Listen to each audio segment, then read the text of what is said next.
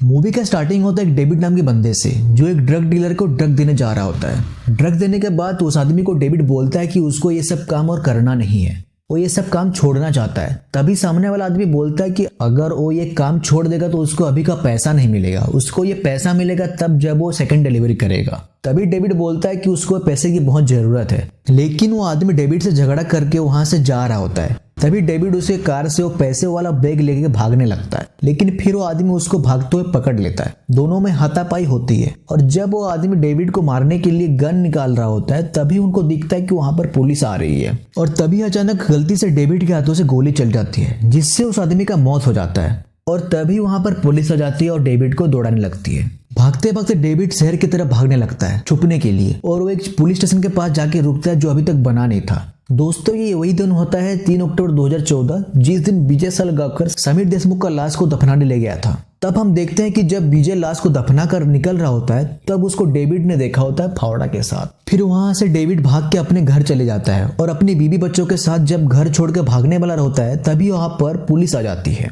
और डेविड को पकड़ लेती है और डेविड को 7 साल की सजा हो जाती है। इसके बाद सीन शिफ्ट होता है 7 साल बाद और हम विजय को देखते हैं जो कि एक केबल ऑपरेटर से अभी एक थिएटर का मालिक बन गया है और वो खुद एक मूवी प्रोड्यूस करना चाहता है, जिसके लिए एक डायरेक्टर से भी मिलने के लिए जाता है, जिनके हेल्प से वो अपनी मूवी का स्क्रिप्ट कंप्लीट कर सके।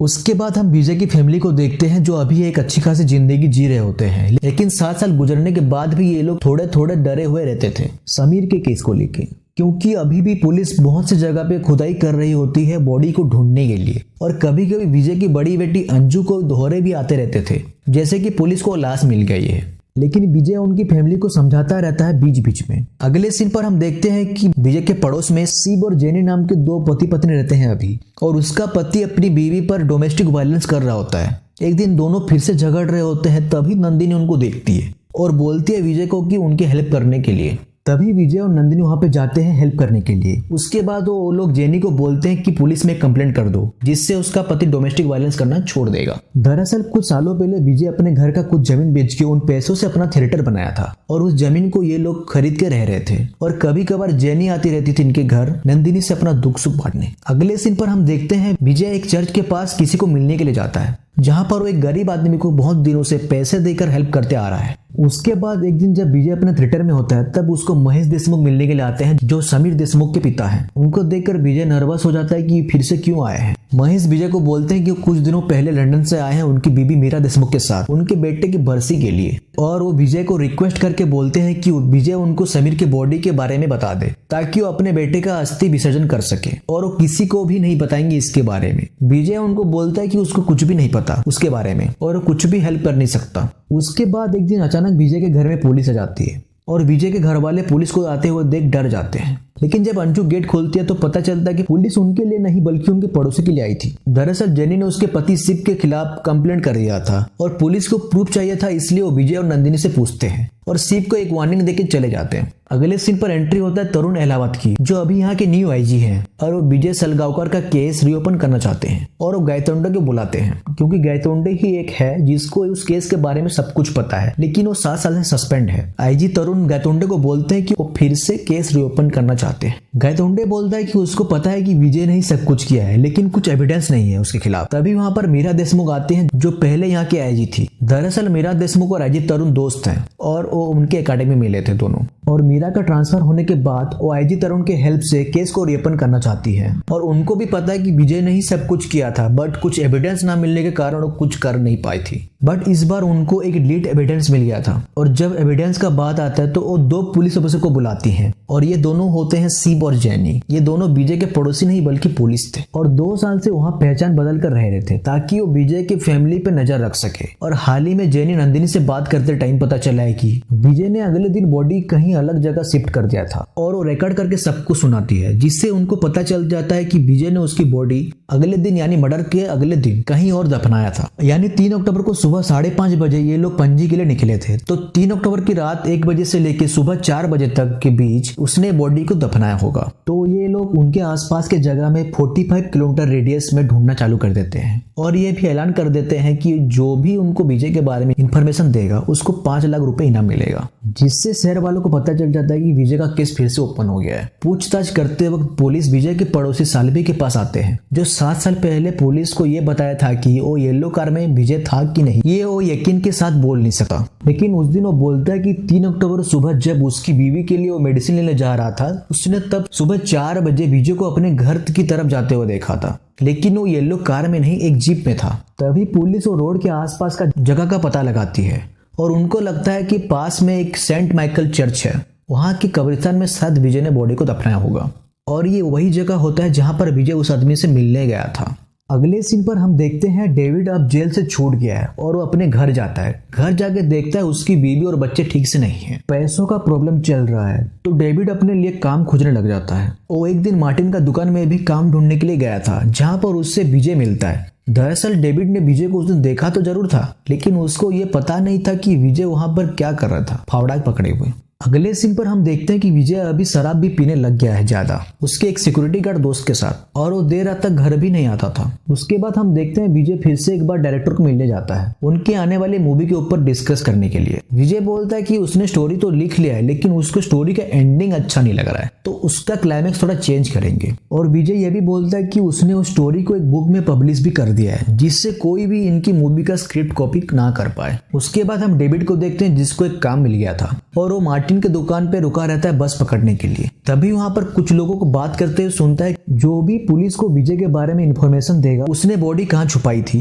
पुलिस उसको 5 लाख का इनाम देगा। तभी उसको याद आता है कि उसने विजय को देखा था रात के 4 बजे तरफ 3 अक्टूबर को, और वो पुलिस को बताने का सोचता है। वो पुलिस स्टेशन जाता है और बोलता है कि उसको पता है कि विजय ने बॉडी कहाँ पर छुपाई थी, लेकिन वो बस बड़े ऑफिसर को बताएगा। उसके बाद वहां पर आईजी तरुण और मीरा देशमुख आते हैं और डेविड को पूछते हैं, लेकिन डेविड बोलता है कि उसको इसके बदले में पैसे चाहिए, और 5 लाख नहीं 25 लाख लेगा वो। पहले तो उनको डेविड की बातों पर भरोसा नहीं लगता है, लेकिन जब डेविड उनको अपने बारे में बताता है कि 7 साल पहले 3 अक्टूबर को उसके हाथों एक मर्डर हो गया था और पुलिस से भागते हुए एक जगह में उसने 4 बजे तरफ विजय को देखा था, तब पुलिस वाले उसके बात पर यकीन करते हैं। उसके बाद सच जानने के लिए मीरा देशमुख और महेश उसको 25 लाख दे देते हैं और डेविड को पूछते हैं कि बता कहां पर है बॉडी। तो डेविड बोलता है उस दिन वो भागते हुए एक पुलिस स्टेशन के पास पहुंचा था, जो कि बना नहीं था, और वो विजय को वहां पर किसी को दफनाते हुए देखा था। तब उसको वो लोग पूछते हैं कि कहां पर, तो डेविड बोलता है कि ये वही पुलिस स्टेशन है और जहां पर तुम खड़े हो उसके नीचे ही विजय ने बॉडी को दफनाया है। तभी पुलिस वालों को भी याद आता है कि 7 साल पहले ये पुलिस स्टेशन बना नहीं था और 3 अक्टूबर तरफ इसका काम भी चल रहा था, और ये सब वो सुनकर सभी सॉफ्ट हो जाते हैं और विजय का प्लान सबके सामने आ जाता है। उसके बाद डीएसपी का परमिशन लेके उस जगह की खुदाई शुरू कर देते हैं, लेकिन वो ये काम को जैसे किसी को पता ना चले उसलिए एक दिन में खत्म करने का सोचते हैं, क्योंकि अगर विजय को पता चला इस बारे में तो फिर से कुछ प्लान बनाएगा इससे बचने के लिए। उससे पहले ही वो लोग ये काम खत्म करेंगे सोचते हैं। जिस दिन वहाँ खुदाई का काम चल रहा था, विजय अपने सीसीटीवी में देखता है कि पुलिस स्टेशन के बाहर कुछ भीड़ लगी हुई है। फिर वो अपने स्टाफ को कॉल करता है और उससे पूछता है कि वहाँ क्या हो रहा है, जिससे उसे पता चलता है कि पुलिस स्टेशन में किसी चीज का खुदाई का काम चल रहा है। विजय बहुत नर्वस हो जाता है क्योंकि उसने समीर की बॉडी वहां पर दफनाई थी और उसे लगता है कि उनको शायद उसका बॉडी का पता चल गया है। विजय बहुत डर जाता है। इधर पुलिस स्टेशन पर बहुत खोदने के बाद उनको वो बॉडी मिल जाती है, क्योंकि 7 साल गुजर चुके थे इस बात को, तो उनको बॉडी की जगह उसका स्केलेटन मिलता है और वो बॉडी को फोरेंसिक टेस्ट के लिए भेज देते हैं। ये सब कुछ विजय अपने सीसीटीवी में देखता रहता है,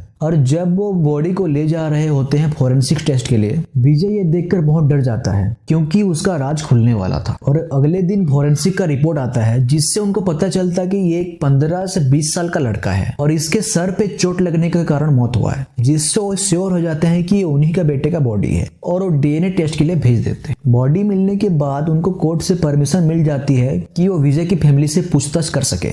उसके बाद विजय और उसकी फैमिली को कस्टडी में ले लेते हैं और उनको नंदिनी का बोला हुआ बात सुनाते हैं कि उसने बॉडी अगले दिन कहीं और दफनाया था, जिससे विजय और उसकी फैमिली को पता चलता है कि शिव और जेनी पुलिस वाले थे। उसके बाद वो विजय को बोलते हैं कि उसका राज खुल गया, कि उसने अगले दिन समीर की बॉडी पुलिस स्टेशन में दफनाया था। और वो डेविड के बारे में भी बोलते हैं कि उसने 3 अक्टूबर की रात को विजय को लाश दफनाते हुए देखा था, लेकिन विजय बोलता है कि शायद डेविड ने किसी और को देखा होगा और उसने कुछ किया नहीं है। उसके बाद वो लोग विजय को कन्फेस करने के लिए बोलते हैं, लेकिन विजय राजी नहीं होता है, वो अपने बातों पर अड़ा रहता है। तब अगले साइड में उसके फैमिली को लगे गायतोंडे सबको मारने लगता है जिससे विजय कन्फेस करने के लिए राजी हो जाता है और वो कन्फेस करता है कि उसके हाथों से ही समीर का मर्डर हुआ था और उसने ही पुलिस स्टेशन में समीर की बॉडी को दफनाया था 3 अक्टूबर की रात को, और वो सारा कसूर अपने ऊपर ले लेता है। उसके बाद विजय की फैमिली को छोड़ देते हैं और विजय को कोर्ट में फैसला करने के लिए भेज देते हैं। और जिस दिन कोर्ट में फैसला होने वाला रहता है, हम उस डायरेक्टर को देखते हैं जो आईजी तरुण से मिलने आता है। वो बोलता है कि उसको विजय के बारे में एक बहुत जरूरी बात बताना है। तब वहाँ पर आईजी तरुण, मीरा देशमुख और महेश भी होते हैं और वो डायरेक्टर को बोलते हैं कि ऐसा क्या बात बोलने के लिए आए हो, बोलो। तब डायरेक्टर उनको बोलता है कि शायद उससे विजय को जानने में गलती हो गया है। वो बोलता है कि विजय को 2016 में मिला था और विजय ने उसको अपना नाम विजय सलगांवकर नहीं, विजय गोडबोले बोला था और वो एक मूवी का स्टोरी सुनाने आया था।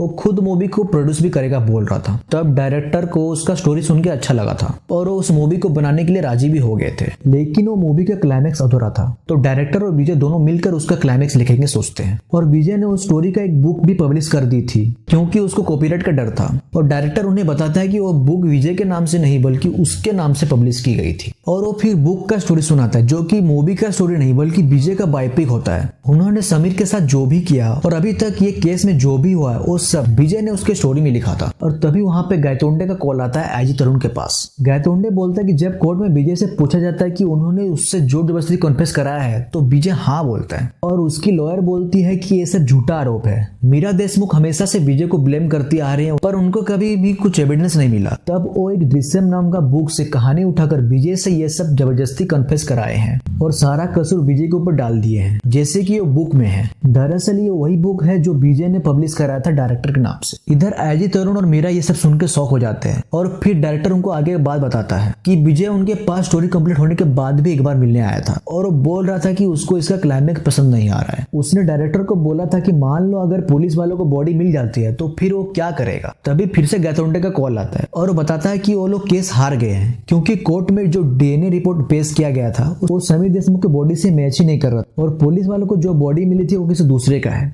तब वो कुछ समझ नहीं पाते हैं और डायरेक्टर को क्लाइमैक्स बताने के लिए बोलते हैं। तो डायरेक्टर उनको बताता है कि हीरो को मालूम था कि एक दिन पुलिस वालों को उसका बॉडी मिल जाएगा तो उसने पहले से इसके बारे में सोच के रखा था। तो विजय ने समीर का बॉडी पुलिस स्टेशन के नीचे दफनाया तो जरूर था लेकिन उसको पता था कि कभी न कभी पुलिस उसको ढूंढ लेगी। तो उससे तब से समीर जितना हाइट का और एज का और जो वैसे ही सर पे लगने से मौत हुआ एक लड़का का बॉडी ढूंढ रहा था। और कुछ दिनों बाद उसको ऐसा एक बॉडी मिल जाता है जिसको एक कब्रिस्तान में दफना रहे थे। वहां पर उसको एक आदमी मिलता है जो दफनाने का काम करता है। ये वही इंसान है विजय जिसको पैसे देकर हेल्प करता था, जिसके बदले में वो आदमी ने उस लड़के का स्केलेटन विजय को दिया था। अब विजय को बस ये स्केलेटन समीर के स्केलेटन से बदलने थे और विजय ने पता किया था कि जहां पर स्केलेटन फोरेंसिक होता है वो बस दिन में किए जाते हैं। तो विजय वहां पे एक सिक्योरिटी गार्ड से पहले से दोस्ती करके रखता है और ये वही आदमी था जिसके साथ विजय शराब पीता था। और मौका देख के उसी दिन रात को जाके वो दोनों का स्केलेटन बदल देता है और समीर देशमुख का स्केलेटन को जला भी देता है, जिसके लिए डीएनए टेस्ट में किसी और का डीएनए निकलता है और कुछ भी एविडेंस नहीं होने के कारण कोर्ट विजय को छोड़ देता है और ये केस को यही क्लोज कर देते हैं। और फिर से यहाँ पर विजय सलगांवकर जीत जाता है अपना दिमाग यूज करके। लास्ट सीन में देखा जाता है कि विजय समीर की कुछ अस्थियां रखा था और वो महेश देशमुख को एक चिट्ठी लिखकर दे देता है जिसमें लिखा था कि जो आपने मांगा था मैंने आपको दिया। और मूवी यहीं पर खत्म हो जाती है। अगर आपको मूवी का एक्सप्लेनेशन अच्छा लगा तो आप नीचे कमेंट कीजिए, वीडियो को लाइक कीजिए, चैनल को सब्सक्राइब कीजिए। धन्यवाद।